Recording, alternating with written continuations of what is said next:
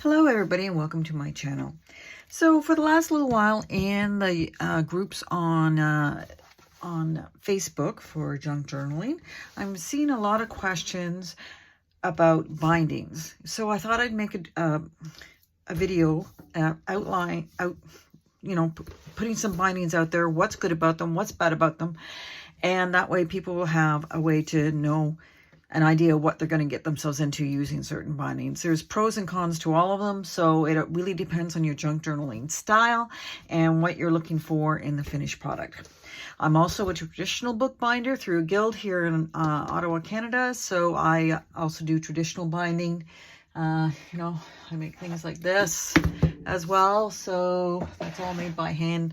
So those are that's another thing I make. So I'm looking at it from that point of view of structure and longevity and if it's going to hold together. So that's all going to be explained in this. So let's start.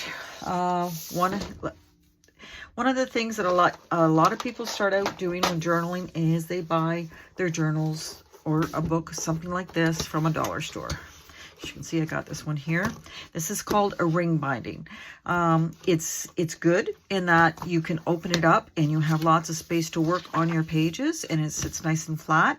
As you add to it, it will get bulky, but it does give you the option that you can pull pages out quite easily if you find it's getting too bulky. The only restriction is you can only kind of go as big as the rings. You don't want to go much bigger than, like, say that and stuff it. But if you like a real stuffed look, that's fine. If you don't, you can always pull up pages and do a smaller version of this. So that's that ring binding. Now, there is a way to do ring binding and make it so that it's even better than that if you want to do a little work yourself. So this isn't one of mine, but this is one that I received from another maker, Bohodaydreams Sheila, and I'll put a link to her video below where she makes these, so you'll get an idea of how she made this. And what these are individual rings that you can buy. I have them here. Mine are in pink gold or rose gold, and they come open like this, very easy. And then you can punch your holes anywhere you want, so you can make it any size that you want. You can make it bigger or smaller. You have this structure which will hold each page on. The one thing I would recommend is, because you don't want to have real thin paper here, so if you're going to do this, either put a piece of cardstock there. These are all cardstock from little cards that she had, and put a cardstock piece there and punch a hole in it, or use some kind of reinforcement around the holes if you're just using plain papers, because it needs something to keep it on there. Now, this type of structure is not really, it's not like grippy like a regular book or anything like that. It's not gonna, but it will still definitely hold your pages together in one, and you can put little ribbons and stuff on the rings as well if you like. So that's the ring bound. Next type that you can see in the dollar stores a lot are ones like this. Now, this is actually sewn in. It has a fairly small spine. Hope I can get this in here. It's a fairly small spine, so you're only going to be able to get so much in here, because that is going to restrict it. Even if you have a gator mouth, it's still going to become very restrictive, and you can't use like really close in here. The other thing about this type is, because it's sewn in, which isn't a bad thing. I love traditional bookbinding and doing the sewn in, is every time you add to this, my cat's back. Harry, no, sorry. Every time you add to this, it is going to take up space. So if you add pictures, painting, papers, anything that you might stick in here, I'm going to try and see if I can sort of make it look like things have been stuck in here. I mean, you're not gonna, but it's just to give you the final look of, yes, it adds up. So hopefully you guys can see this. Raise it up a little bit. So it is going to add to the thickness of it, overall thickness, and that's just about that much. So if you can imagine that if you keep adding things on top, it's going to add to it. So just keep bear that in mind. Now, some people, what they do is they get stuff like this. They rip pages out. But with the sewn-in binding, if you do rip it out, I mean, there's nothing wrong with it. But I will forewarn you and tell you that if you start ripping out pages with a sewn binding like this, it's not going to be tight. These aren't not going to be tight anymore. They will loosen up. So just keep that in mind. It's not going to go too far. It just won't be a really, really strong, tight in structure there. So that's that type of journaling. Now, the other one I'm going to talk about here that you can get, like you can buy stuff like this. This is, oh, you guys can all see this.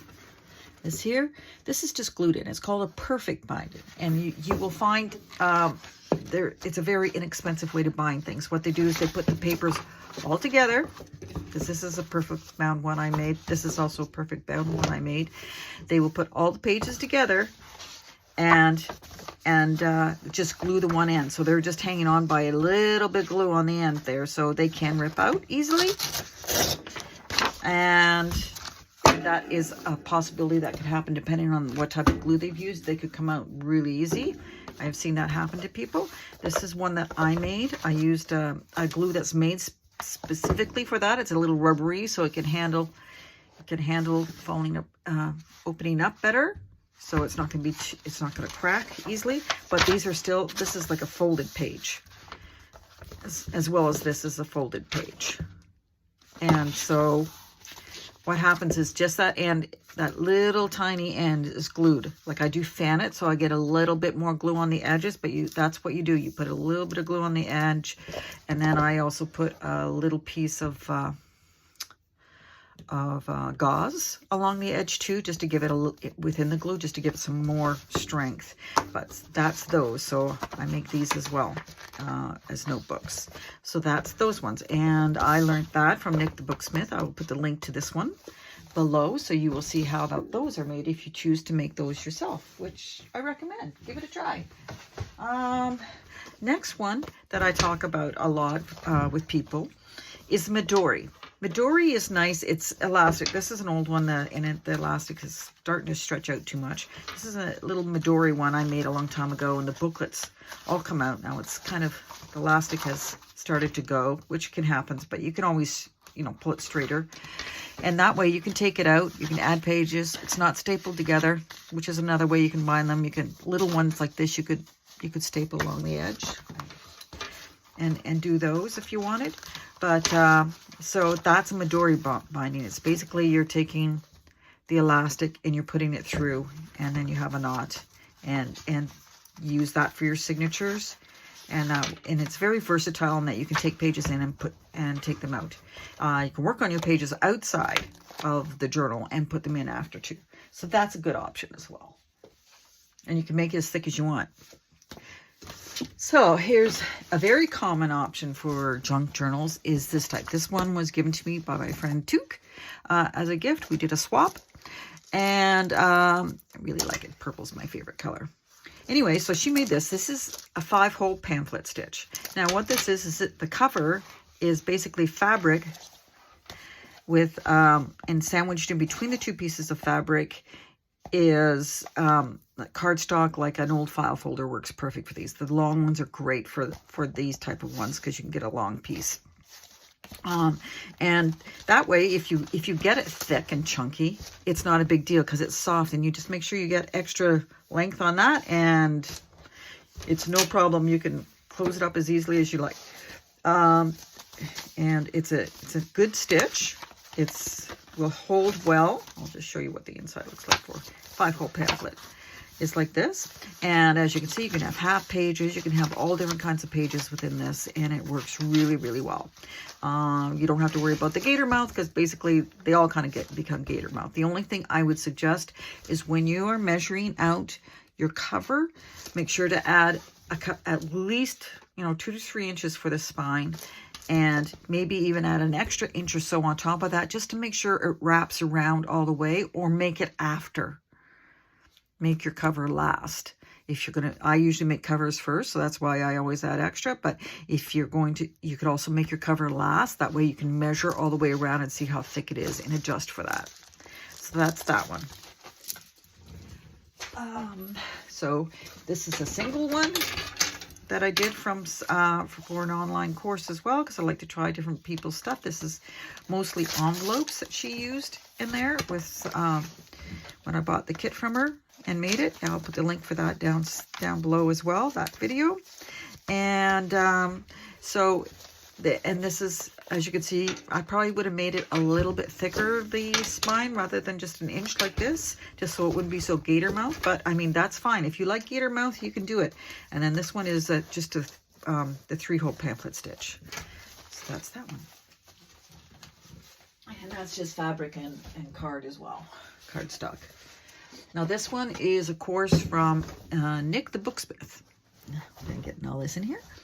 That I took, and it is a hollow back binding.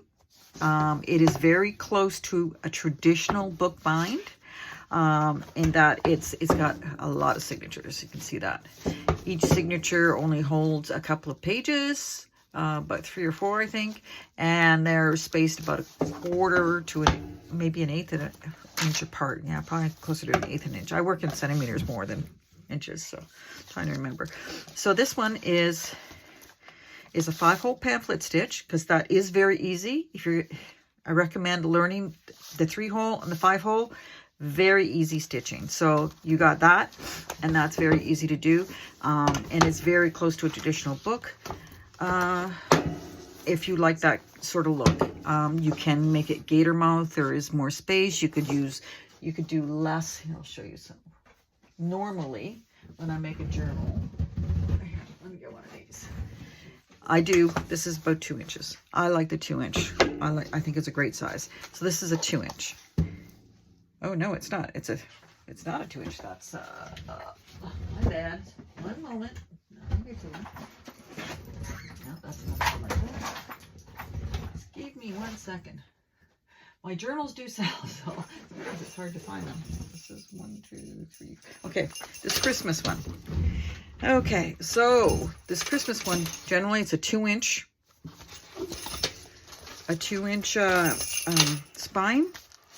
And the reason I like a 2-inch spine is because I will make 4 signatures. I know that my spacing is going to have to be 1 centimeter for each one. I don't know what that converts to for inches. It's probably close to 1/4 of an inch in between. And it leaves you space to, like this one is pretty flat, so there's lots of room to add on. If you don't mind getting gator mouth, you can have even more. But it's a 5-hole pamphlet stitch as well. So, and I do about 10 pages each one. So that's a good amount, and it allows you to expand. My rule of thumb with doing these is when your papers are sitting there, like if you compress it, you want it to be about half. So that's about a 1/2 inch width, those papers, before you start adding your stuff, because your stuff is going to definitely pop it up more, right? And you want to have some space to put things in. So only do about 1 inch thick just your papers before decorating, and that'll give you, and you're using a 2-inch, that'll give you 1 inch of space if you still want it flat. Of course, you can make it gator mouth if you like. That's your choosing. So that's those. Other ones I want to show you is this is also from Nik the Booksmith. I'll put the link to her video where she explains how to do this. These are called Chicago screws. These are nice if you want to have papers that you can take in and out. And you can add or subtract as much as you like. You just punch the holes in where you want them. And that's what I did, but I couldn't find, I have lots of these, but I could not find them. But Chicago screws, I got them on Amazon. They work really well because you can get them in different lengths, and so you can make it as thick as you want. And they're just screwed through and you make a flip cover. I'll put the link to that also down below. And then this one is my Japanese stab binding. I had to think for a second there. Bring my little blank. So, I mean, this was fun to do. I like doing this one. This is actually a journal. So what I had to do, I do make a lot of boxes for my journal, so I have to be really conscious of space and how they're going to sit. And I needed this to sit fairly flat. So what I did in between each, because as you can see, there's things in there, and it's gonna see, it's gonna take it from there to this thick. So you can see how it would be if it was just the papers. So what I did for this one is I took cardstock strips 1 inch wide, same inches, like this is 1 inch wide. So I took cardstock strips and I put one on each side of each page just to give me space and also make it look balanced when you put it together. So that's what that has. And then this is just stabbing. And there's Ibookbinding has a great video. That's what I used for doing this. I will put that below. And you guys can look at that one as well. And finally, these are some of the other ones that I learned within my bookbinding course. Well, of course, we all kind of learn the 3-hole pamphlet. It's pretty traditional kind of stitching, and it's very simple and it's very handy. You could even larger ones, you can do it a 3-hole pamphlet. But if structure-wise, I prefer the 5 for a larger one, just because I know it's going to hold in the pages better. And, you know, I'm trying to get them tight and everything is very important to get them. This is called a link stitch. This is also used with Coptic binding. I don't have any of that. I have not tried that one yet. But this is a link stitch. It was very fun to learn, and it's you have to really think a lot when you're punching your holes, because as you can see, pretty much every signature has a hole punched differently here. So that's the big thing on that one. But it makes a really neat spine. This is a very simple binding, very, very simple. So this is called a long stitch. And basically you're going kind of in and out of these slits. This is all slits, so you don't have to have individual holes. It's all slit all the way across. And you're making every other one, you're binding it through different holes. So you'll have it go like this for one, and then the next one is like this. So that's how you get this effect where they're going back and forth. That was a very nice, that's one that you could do with journaling if you want. It's because you make your signatures first and then you do the cover. And then this one is another long stitch one, which gives you 2 different lengths, which was fun to do. And as you can see in this one, that's the length for that. And then you can see it's longer for that one. And then the next signature is like that. And then the next signature is, you're doing it basically a different binding stitch going back and forth in between to put this together, which was a real brain job, but I got it done. Anyway, so that's those for now. If you have any questions, please feel free to ask. If you can think of, stuff that you'd like me to do a video on to explain more about journals and binding, let me know. I'm more than happy to make them for you and get them out there, because I want everybody to enjoy what they're doing, especially, and have fun. Anyway, everybody have a great day. Thank you for watching. Bye.